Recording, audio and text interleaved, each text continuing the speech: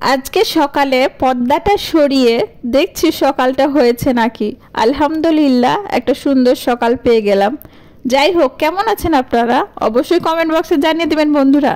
আর যারা যারা আমার পেজটিকে ফলো করেননি অবশ্যই ফলো করে দিবেন। তো সকালবেলা ঘুম থেকে উঠে গেলাম আর ভাবছিলাম কি কাজ কাম করব, কারণ কাজ চুরি করেছি শ্বশুরবাড়িতে, ভালো করে এবার কাজ করিনি, একদমই কাজ করিনি, ব্যস্ত থেকেছি। যাই হোক, যারা যারা আমার পেজটি ফলো করেননি আবারও বলছি ফলো করে দিবেন। আর এই যে দেখেন, বড় ভাই ছোট ভাইকে কাঁধে নিয়ে খেলছে। এগুলো আসলে এখন শুধু স্মৃতি হয়ে যায়।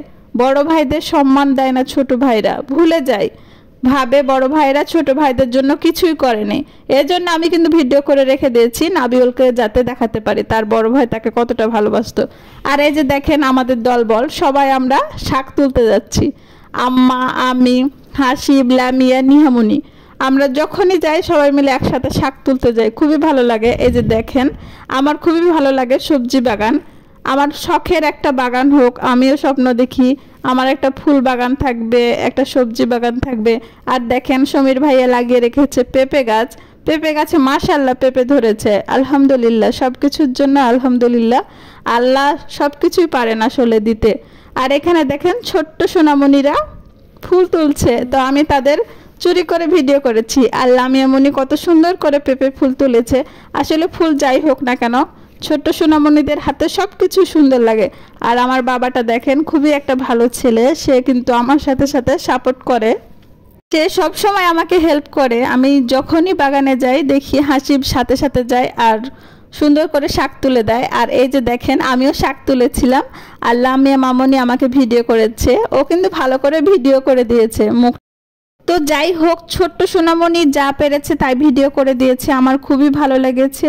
দোয়া করবেন লামিয়া মামনির জন্য। আর এখানে হাসিব বাবাটা শাক তুলেছে, এক মুঠো সুন্দর ফুল শাক আর কি, পাট শাককে। তারপর তো আম্মা বললো তোমরা বাসায় চলে যাও, আমি শাক তুলে নিয়ে আসবো। আর এখানে নাবিউল বাবাটাকে কত সুন্দর করে সাজিয়েছে, ছেলে বাবু কিন্তু হাসিব মেয়ে বাবু করে কানে দুইটা পেঁপে ফুল দিয়ে সুন্দর করে সাজিয়েছে, আর তাকে দেখতে খুবই ভালো লেগেছে। আর এখানে আব্বা তো তাল নিয়ে আসছিল, তারপরে তো আমরা তাল পানি খেলাম। ভাবি কেটে দিল, ভাবি আবার কাটতে পারে, আমি আবার কাটতে পারি না, কোথায় নষ্ট হয়ে যাবে এজন্য ভয় লাগে আর কি।